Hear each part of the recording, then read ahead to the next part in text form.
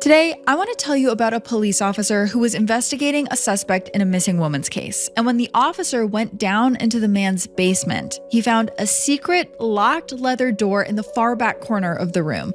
Now, to understand what was in that room and who that man was, we need to start all the way at the beginning. And if you're interested in mysterious disappearances, dark history, urban legends, and more, you are in the right place because you are just like me. We upload once a week, so make sure you subscribe to this channel.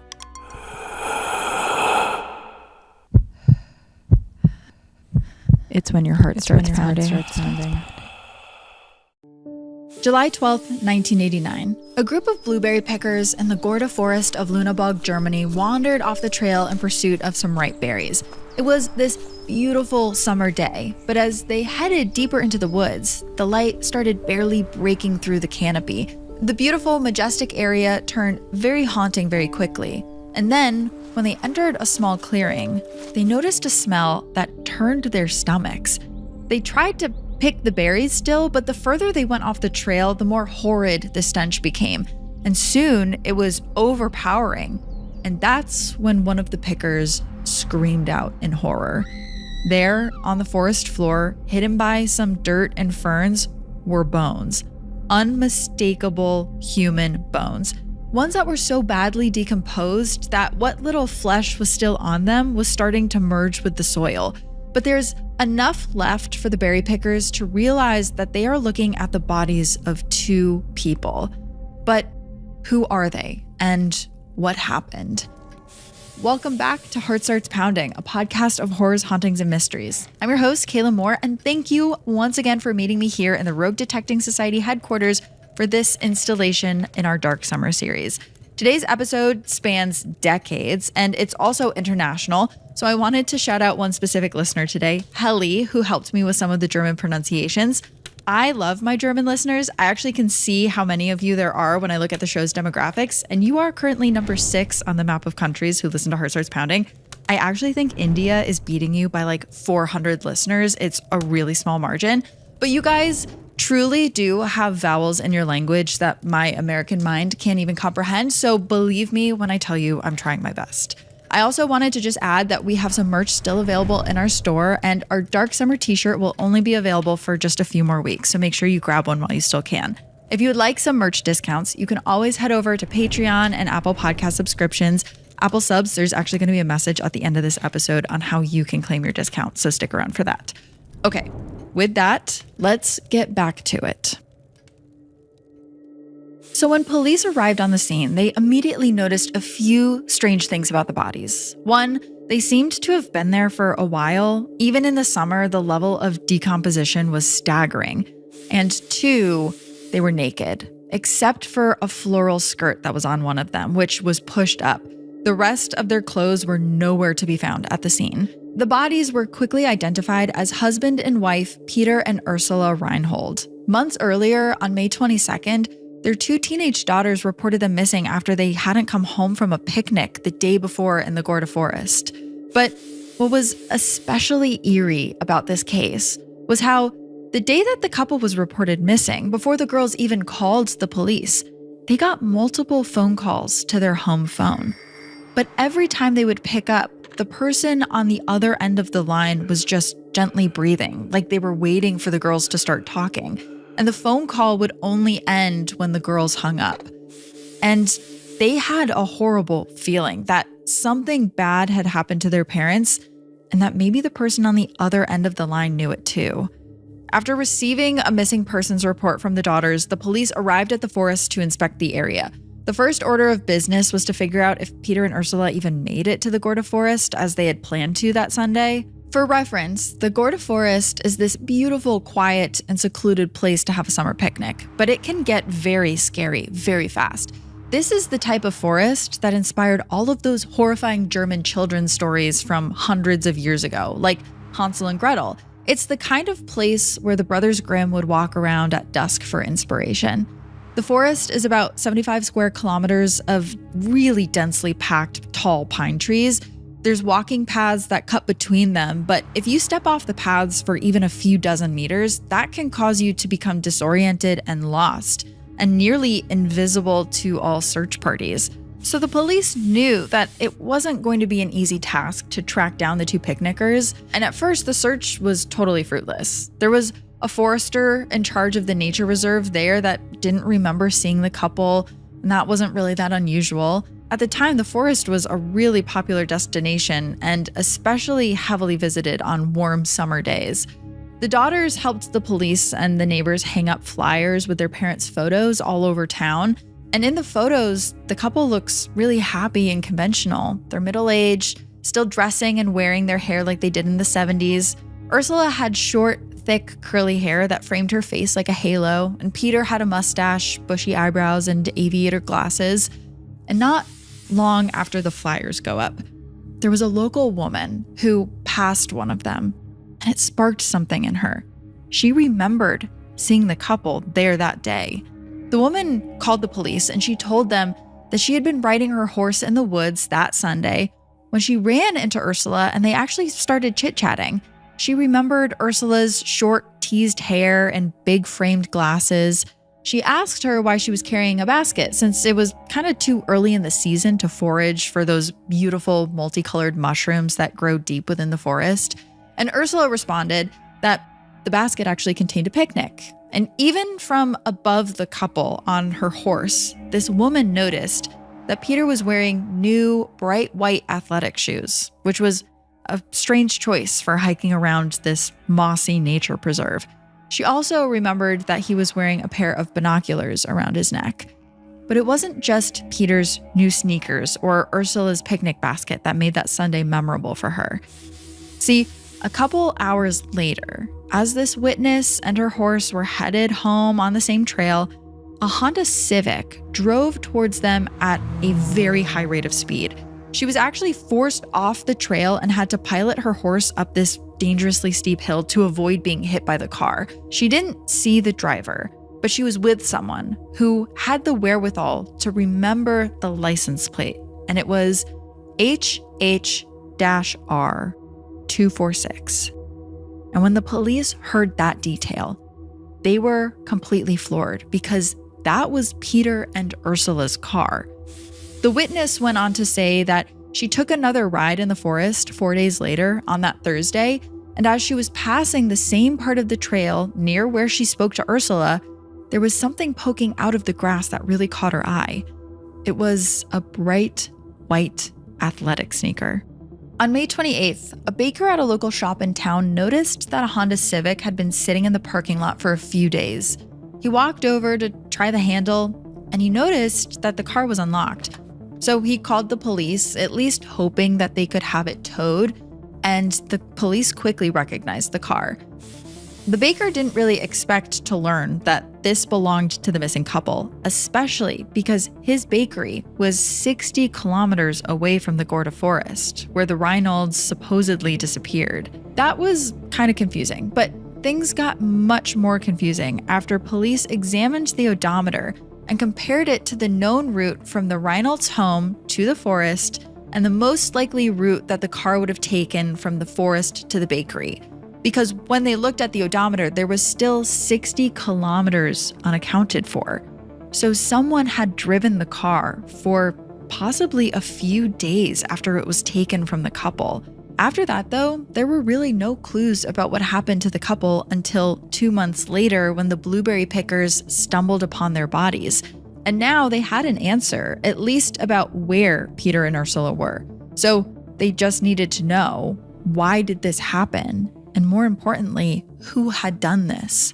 One officer was talking to one of the blueberry pickers, just interviewing them, and he was trying to figure out if they had seen anything else of note that day. Anything that just seemed a little bit out of place.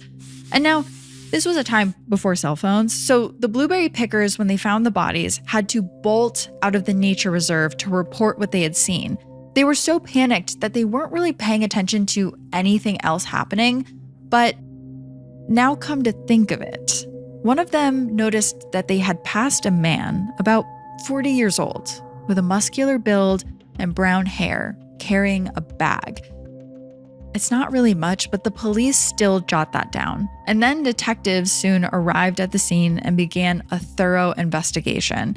They sifted soil through a sieve to look for bullets or really any other clues, but it's not really enough to find anything that would point to who killed Peter and Ursula, or even how they were killed. They know it's definitely a homicide, but the bodies were so decomposed that the means would probably never officially be determined. So that day, the police went home. They regrouped, and they came back on July 27th with an even bigger squad. They did discover a couple of small leads, including this plastic bag that had some items of clothing that was believed to have belonged to the couple. So they decided that they were going to spread out a bit more and keep looking. There could be some sort of smoking gun hidden somewhere in the dark woods. And that's when one group of officers took off in another direction, and they trampled through the mossy logs and the thick brush, going deeper and deeper into the Göhrde Forest, just like the blueberry pickers had. They were only about 800 meters away from the crime scene when one of the officers shouted that they saw something. But this was not a clue. No, this was an entirely other crime scene. The other officers rushed over and they could barely process what they were seeing. There was a lifeless woman sprawled out on the forest floor. Her blonde hair was all matted with blood. And then there was a man lying next to her with a bullet hole in his head. This was another middle-aged couple, also brutally murdered, in another clearing in the same section of the same forest. And it was less than a kilometer away from the first crime scene. And these bodies were much less decomposed than the first two. So they figured that these victims must have been killed after Peter and Ursula, while police were searching the forest for them. But who would do such a thing? The detectives had thought that they were looking for a double murderer, but now they were really starting to feel like they were on the trail of a serial killer. And the serial killer was way ahead of them. After discovering a second double homicide in the Göhrde Forest while investigating the first, police didn't really know what to think. Their whole theory that the first crime could have been just a robbery gone wrong was out the window. To have any chance of solving this case, they felt like they were going to need to know more about the second couple, starting with exactly when they had been murdered. The second pair of victims were much less decomposed than the Reynolds, so the medical examiner was able to make a precise estimate of their date and time of death, and they figured that they had been killed on July 12th, while police were just 800 meters away investigating the Reynolds murders. The new victims were identified as 46-year-old Ingrid Warmbier and 43-year-old Bernard Michael Kerping, and they were both reported missing on July 13th, just a day after they were killed. And when their families learned of their deaths, they were shocked. Yes, it was horrible that they had been murdered, but their families were also shocked that they had been found together. See, both of them were married to other people. The story detectives pieced together went something like this. On July 12th, the day after the Reynolds bodies were found, Ingrid and Bernard Michael arrived at the Göhrde Forest to take a walk. The two had been having an affair for quite some time after meeting at a health spa. It seems like the lovers walked more than 2 kilometers into the woods when they must have encountered a stranger. At first, they maybe thought it was just another picnicker, but then he drew his gun. If Ingrid and Bernard Michael's attacker noticed that there were police nearby, it either didn't deter him or it made him even more eager to complete the next crime. Most likely, the man threatened the couple, forcing them at gunpoint to lie face down, and then he bound their hands and feet with adhesive bandages. It seems like next he strangled Bernard Michael and then shot him in the head. He also crushed Ingrid's skull, and at some point, either before or after killing the couple, the murderer lifted Ingrid's shirt and cut her bra, which is similar to how Ursula had been found. And after this couple was dead, the killer stole Bernard Michael's Polaroid camera and his car keys. And just like he had done with the first couple, he took the man's Toyota Tercel and drove it out of the forest. But what I found extra eerie about this particular case is at some point the next day, Bernard Michael's wife received an anonymous call from a man who whispered, "Your husband is cheating on you," before hanging up. And that's kind of like the anonymous calls that the daughters were getting after their parents were killed.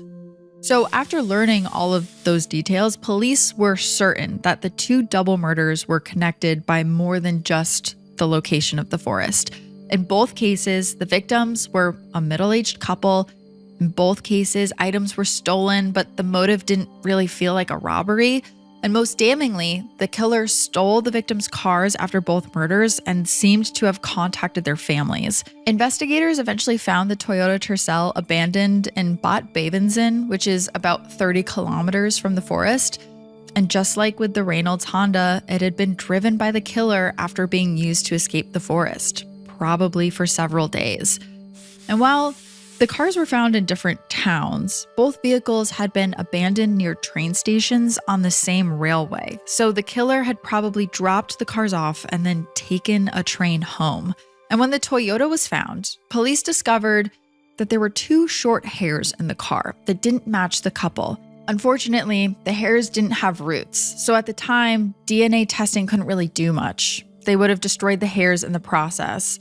But the investigators held on to them at the police station just in hopes that someday there would be technological advances. And meanwhile, all around the community, word started spreading about the serial killer in the Göhrde Forest, and it became a much less popular place to take a walk. In fact, it was going to be considered dangerous for decades to come, and it starts becoming known to locals as the Dead Forest. But here's the thing. Police were so focused on finding this killer, who had a very specific MO of attacking couples, that they hardly noticed months later when another woman in the area vanished without a trace. On a hot summer night in August of 1989, a 41-year-old woman named Birgit Meyer disappeared. The evening of August 14th, she met up with her soon-to-be ex-husband to hammer out some of the details of their separation agreement. She was taking the divorce particularly hard, at least according to some of her friends. And the following morning, her daughter went over to her apartment, but Birgit wasn't there. So of course, the police focused their investigation on her husband, Harold. They felt like he had some hallmark characteristics of a husband who might do away with his wife. Like, for instance, he owned a successful business and he was going to have to pay Birgit a substantial sum of money in any divorce. So the police brought him in and they really put pressure on him to confess. But every time, he denied any role in her disappearance. And not only that, he actually offered a large reward for tips on her whereabouts, and he actively participated in searching for her, which didn't really match with the profile the police thought he fit. Still, it was like investigators had a really bad case of tunnel vision, because they kept pursuing Harold and really focused all of their energy on getting him to confess rather than following up on any other tips they were getting. Like the fact that there was evidence Birgit had a visitor over that night after she was seen leaving the meeting with Harold, and also how some of her friends mentioned that she was seeing another man, one who seemed a little unstable. Eventually, Harold even left to go to the US just to get away from the police harassment. And so that's when the police really latched onto another theory. Birgit probably died by suicide, and they just haven't found her body anywhere. Maybe they suggested she was so ashamed of her marriage failing that she didn't want to go on living. Also, on top of everything that was already happening, the Berlin Wall fell just 3 months after Birgit disappeared. So it was a very crazy and chaotic time in Germany history, and it's kind of reasonable to think that maybe some of the police resources were sent in other directions and away from her case. Regardless, though, neither her brother, Wolfgang, who happened to be a detective himself, nor her husband, Harold, bought that she had killed herself. So they pulled some of their own resources and they hired a bunch of private investigators to keep looking for Birgit, even when the police stopped. The official investigation into Birgit, though, started cooling off. And so did the investigation into the couples that were found in the Göhrde Forest. And this all led up to the wall falling. Over the next few months, there were a few things, though, that police did to try to help solve the Göhrde murders. One of those things was they created a special commission to investigate. They were tasked with following a couple of tips from the public and interviewing a number of potential suspects. And with the help of the woman who was on the horse, as well as the blueberry pickers, police were able to create a composite sketch of the perpetrator, at least what he might have looked like. They said that he had dark hair, light skin, and a broad nose. His lips were thin and severe. He was most likely middle-aged, around 40 years old. And also a psychological profile of the suspect was created. And this is pretty interesting, but they decided that he was probably brutal, possibly a misogynist. He was aggressive, a loner, overly correct, introverted, able to organize his time so he wouldn't be missed if absent from work. They also said that he was most likely sexually disturbed as well as mentally ill. The profiler even theorized that the killer had some sort of sexual problem, which may have caused him to act out his fantasies through murder instead. So, with this information, police started going house to house in both the areas surrounding the forest and the areas where the victims' cars had been abandoned. But they did not find any strong suspects in either of those places. And that December, a report about the Göhrde murders aired on a popular German television show about unsolved cases. It was called Augenzeichen XY ungelöst, and it asked members of the public to come forward with any new evidence. A $50,000 Deutschmark reward was offered for any information leading to the identification of the killer, and we looked into it. That's about $67,000 USD today. Hundreds of tips came in after this episode aired, and it ranged from reasonable ones to completely delusional ones, but the few leads that were worth following ended up leading to dead ends. And at that point, the case went maybe not totally cold, but definitely lukewarm. By 1990, not much was happening with the Göhrde case anymore, but Birgit's brother Wolfgang, along with the private investigator he hired, were still desperately looking for answers as to what happened to his sister. And that year, they actually found a potential suspect, this handsome but very creepy local man named Kurt Werner Wichmann, who knew Birgit for a little while before she vanished. She even reportedly went home with him once after a party. And once Wolfgang started looking more into Kurt Werner, he saw that he had a record tracing back to his teenage years when he was convicted of threatening to kill a tenant in his family home. And in the early 70s, he did time for kidnapping, sexually assaulting, and attempting to murder an 18-year-old hitchhiker who only escaped with her life by somehow convincing him she wouldn't tell anyone about the kidnapping. And then she bravely reported him anyways. But by 1990, this guy was seemingly a respectable, happily married, law-abiding citizen and had been for over a decade. So when his name came up in connection with Birgit's disappearance, the local prosecutor didn't think he was a realistic suspect. Just seeing her at some parties and maybe hooking up once didn't seem like they really had a close enough relationship to motivate him to kill her. And the public prosecutor wouldn't sign a warrant for police to search Kurt Werner's home. But that changed in 1993 when a new public prosecutor came to town.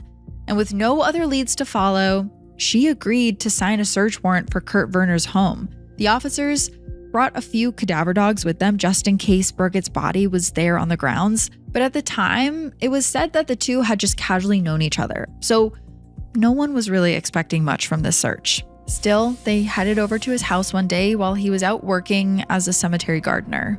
And the second the cadaver dogs arrived on Kurt Werner's property, the canines alerted all over the place. The police couldn't believe what they were seeing. It was as if there were dead people everywhere. The dogs pointed to the trunk of a red Ford Probe.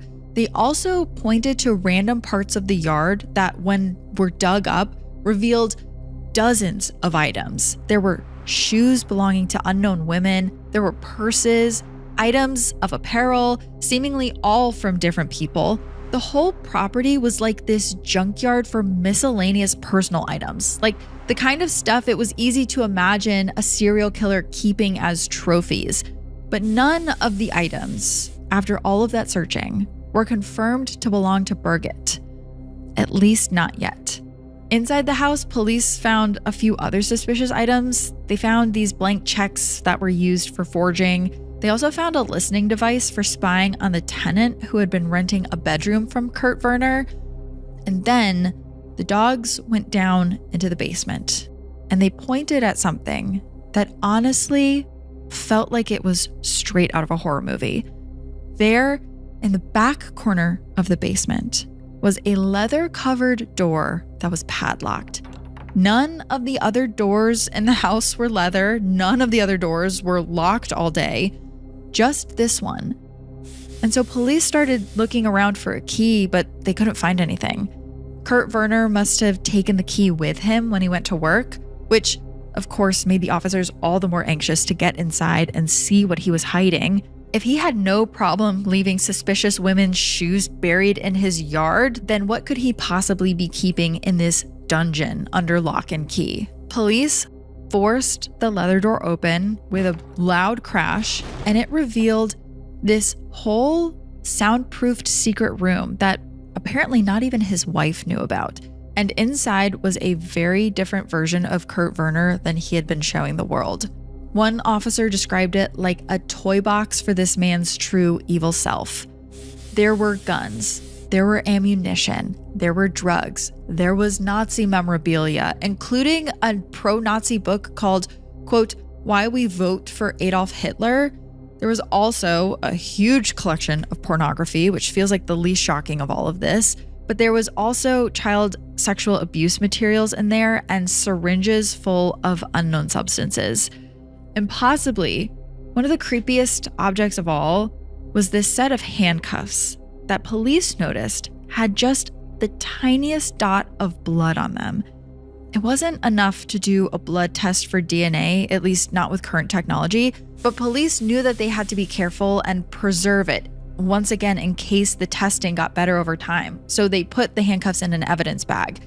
Maybe one day in the future, they would be able to figure out just whose blood that was. For now, though, officers had a much bigger problem. Now, police made a few big mistakes with this search. The first one being not waiting to do it until they could also get an arrest warrant and grab Kurt Werner before he found out the police were at his house. And then during the search, they made a second very big mistake. They actually called him at work to ask him to come in voluntarily for questioning. So by the time the detectives got enough evidence from his house to hold him, Kurt Werner was already on the road heading outside of Germany. And on his way out of town, he did something that no one really pieced together at the time. And it was reminiscent of the Göhrde murders. He actually called Birgit's husband, Harold Meyer. He somehow knew who he was and he had his phone number, and he hissed into the phone, "I have you and your clean brother-in-law to thank for this." And when Harold asked who was calling, Kurt Werner replied, "You'll hear from me." He managed to stay on the run for 2 months, but then on April 15th, 1993, he was pulled over after fleeing the scene of a traffic accident. In his car, police found parts of a submachine gun and ammunition in his trunk. He was arrested on a weapons charge and actually jailed for it. And then, 10 days later, on April 25th, Kurt Werner hung himself with a belt in his prison cell. He left behind several notes with these strange and cryptic messages that were for his family. One of them said, quote, "Take special care of my tulip tree."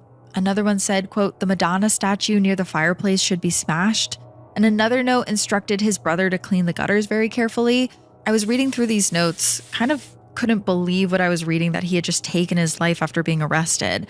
And the notes seem like they would be normal if they were written down as a to-do list, but when they're inside of a suicide note, they feel like almost cryptic messages, like they're part of some sort of code. To me, when I read that note, knowing about all of the stuff that he had hidden around his property, stuff that made it seem like he had killed many, many people, it feels like he was giving instructions on how to destroy evidence. So when I read the note, it felt like there was a lot of action items for police officers. There was a lot for them to look into. But there was one problem with this. In Germany, you can't convict the dead of crimes. So oftentimes, investigations into people who have passed away tend to just stop.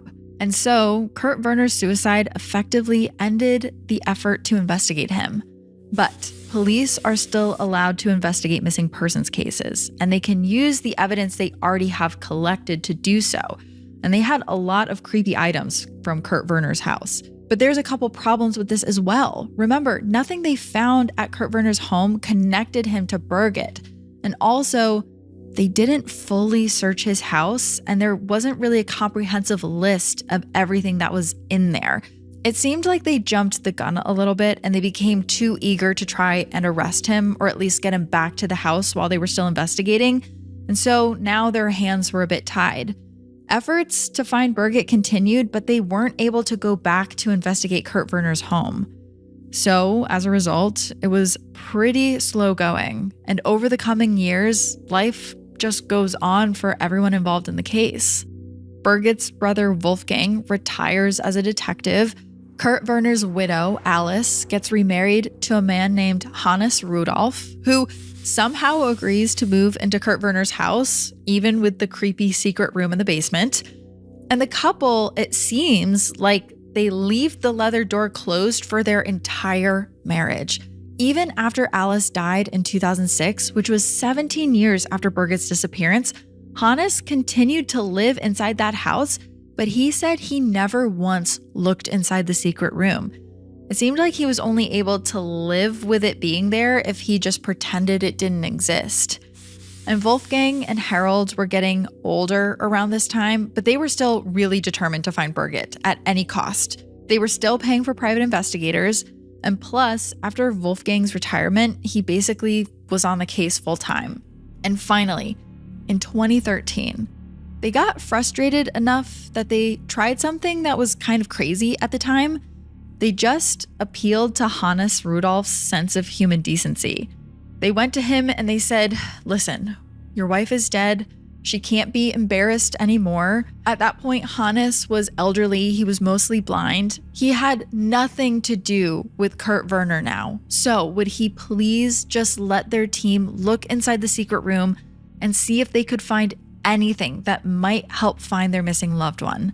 And he tells them, yes, something about this plea worked. He says that they don't even need a warrant. They can just come straight in with their team.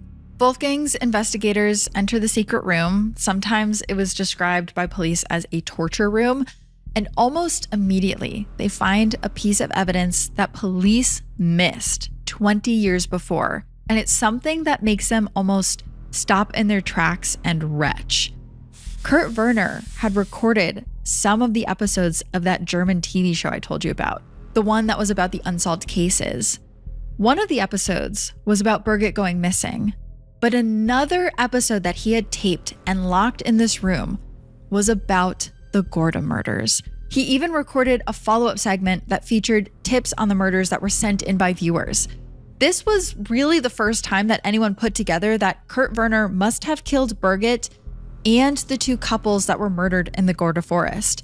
But how were they supposed to prove this to the skeptical police when he had been dead for 20 years at that point? And if the police agree that he's guilty now, would they just be admitting that they let a serial killer slip through their fingers? So now Wolfgang and his team believed that Kurt Werner killed at least 5 people: Birgit, Peter Ursula, Ingrid, and Bernard Michael. However, they needed to know as much as they could about the man himself. So they started digging deep into his background. And what they found was about as disturbing as a life story can get. So Kurt Werner Wichmann was born in Lüneburg on July 8th, 1949. He was his parents' first child, and he remained an only child until about 1958 when his younger brother, Hans Joachim, was born. From the beginning of his life, Kurt Werner's behavior was described as being incredibly abnormal. According to his parents, at some point in his infancy, a taxi actually crashed into his stroller and gave him a horrible head injury, and they started blaming that event for all of his future misconduct. But his parents might also have been a little bit complicit in this. They were described as definitely being neglectful and possibly being abusive. An anonymous person allegedly saw him as a baby, covered in his own feces and crawling around a dirty kitchen floor with piles of spilled flour everywhere. Other people who knew the family mentioned that his mother was frequently ill and sometimes she wouldn't get out of bed for days. His father was allegedly violent towards his mother, and on one occasion, he was seen chasing after her with an axe. Before the age of 14, Kurt Werner was sent to a reform school. And at age 15, he tried to strangle his family's tenant. And at 21, he kidnapped and sexually assaulted the hiker. And during those 6 years between the strangling and the kidnapping that finally sent him to prison for a little while, there were a bunch of unsolved murders and sexual assaults that happened around the Göhrde Forest, and we're not really ever going to be able to connect all of them, or really maybe even any of them, to him. But police do believe that while he probably wasn't the only perpetrator, it seemed like there was a pattern, and they also said that violent crimes in the area went down when Kurt Werner was away in prison. But when he got out, he supposedly started his life over, and he reformed himself, and he got married, and he became a member of his community. But around that time, police noticed that there was also another string of murders and sexual assaults in the area. Even while he was dating and later married his wife, he was wearing these nice suits and he would hit the local cocktail party circuit. It seems like he was living two lives. The life other people saw, and then the one that he kept locked in his secret basement room. After the 2013 search, both Birgit's case and the case of the Göhrde murders finally start to heat up again, albeit slowly, after so many years without any progress. In 2015, while reviewing police evidence archives, an investigator named Richard Kaufman discovered the blood-splattered handcuffs found in Kurt Werner's house. At the time that they were found, there wasn't enough blood on them to do any DNA testing.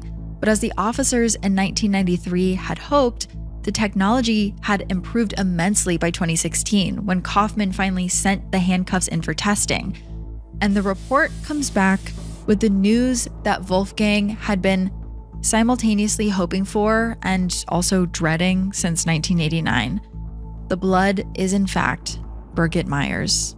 It is the first physical evidence of her whereabouts since she disappeared. Kaufman theorized that Kurt Werner kidnapped Birgit, maybe meaning to hold her for ransom. Harold, her husband, was fairly wealthy after all, and Kurt Werner enjoyed a very expensive lifestyle that he simply couldn't afford through work alone. But it's theorized that maybe something went wrong during this kidnapping because Kurt Werner killed Birgit instead. In 2017, the private investigative team for Birgit's case excavated a concrete slab in the garage at Kurt Werner's home with the elderly homeowner's permission, and underneath it, they find Birgit's skeleton. There's fingernails and earrings there confirmed to be hers. Her skull showed that she did die of a gunshot wound to the head, just like Bernard Michael in the forest. And after Birgit is found, the police finally agree with Wolfgang's team that Kurt Werner must be a serial killer. Later that year, the two hairs that were found in Bernard Michael's car are finally tested with new methods, and so is trace DNA from the Reynolds car seats, which were wrapped in plastic at the time the killer drove their car, and that actually trapped some of the killer's skin cells inside. And the results all confirmed that Kurt Werner had been in at least one of the cars. We're not certain exactly which one it was. News reports and even police statements seem to kind of conflict this point. But regardless, there were too many other commonalities between the double homicides for anyone to suspect two different people of committing these crimes. On December 28th, 2017, the Lüneburg Public Prosecutor's Office announced that the police believed the Göhrde murders to be solved. This is all based on DNA evidence, and Kurt Werner Wichmann was, in fact, the killer. And not only that, now they suspect that he took way more than 5 lives. All in all, there were 21 other murders in the area that he could have had ties to. And in June of 2018, the investigative team looking into Kurt Werner emails colleagues all over Germany with a subject matter line, quote, "suspected serial murderer." Investigators across the country were invited to review photos of evidence found at his home and check to see if any of their unsolved cases might be linked to this dead cemetery gardener. And 236 case files are identified as possible additional crimes committed by this man, which means investigators will probably be looking into this case for decades to come. And they're really still taking it seriously too. And so seriously that in 2022, they asked the public for help locating a 1989 Hamburg phone book, which they want to use to verify phone numbers potentially connected to the Göhrde murders. And why, maybe you're asking, would old phone numbers matter so much now? Because there is actually one final terrifying detail that I haven't told you about Kurt Werner's crimes. And that is that he may not have been killing alone. As far back as the 1960s, several of the sexual assaults that match Kurt Werner's pattern involved survivors who said they were attacked by two men. So, were those crimes separate? Or is it possible that he had an accomplice, one who was never caught? There's other clues that point to an unidentified accomplice, one who participated in the Göhrde murders, or at least helped cover them up. And that's because Kurt Werner probably drove his own vehicle to the forest before both murders. There was no reasonable way to get there at the time other than driving. And then, both times, he left in the victims' vehicles. And that begs the question, who drove his car back? And why did he leave such cryptic instructions to his wife and brother in his suicide notes? Did, quote, clean the gutters very carefully actually have something to do with hiding evidence, kind of like I suggested before? According to friends and relatives, Kurt Werner was very close with his younger brother, Hans-Joachim Wichmann, until the day he died. And Hans-Joachim was really dependent on Kurt Werner. He had him tell him what to do in almost every big decision in his life. But to this day, Hans-Joachim refuses to discuss his brother with reporters or the police. And there hasn't been enough evidence against him for the police to really arrest him. But if he has a conscience and he knows something that the police don't know about Kurt Werner, maybe one day he will talk. In the meantime, police are asking all of us for help. They've created a website with photos of items from Kurt Werner's home that are believed to be evidence in other crimes he may have committed. But these are ones that haven't been linked to any specific case. Members of the public are asked to look at these items and contact police if they recognize anything, particularly if they belonged to a person who disappeared or was killed before 1993. Or if they may belong to someone who experienced an unsolved sexual assault in that time frame. The items include a number of shoes found buried on the property, along with some clothing. There's a lot of women's handbags and even parts of a disassembled blue car. I'll link the website in our show notes. It's actually very spooky to go through, but there's a lot of good that can come from it. And if you recognize anything, and I mean anything, you don't have to hesitate to send a tip in. If Kurt Werner's mystery accomplice is still out there, he probably thinks he's going to remain free for the rest of his life. And proving him wrong in time to make an arrest might be the only way to close hundreds of open cases and bring justice to hundreds of grieving families. And with that, I will leave you. That's all I have for this week's episode of Heart Starts Pounding. Join me here for another installation of Dark Summer when next week I take you across the world again to explore one of Australia's greatest unsolved mysteries. See, I told you I was going to talk about places where it wasn't currently summer. You're definitely not going to want to miss that. And until then, stay curious. Ooh. Heart Starts Pounding is written and produced by me, Kaelyn Moore. Heart Starts Pounding is also produced by Matt Brown. Our associate producer is Juno Hobbs. Additional research and writing by Yelena War. Sound design and mix by Peachtree Sound. Special thanks to Travis Dunlap, Grayson Jernigan, the team at WME, and Ben Jaffe. Have a heart-pounding story or a case request? Check out heartstartspounding.com.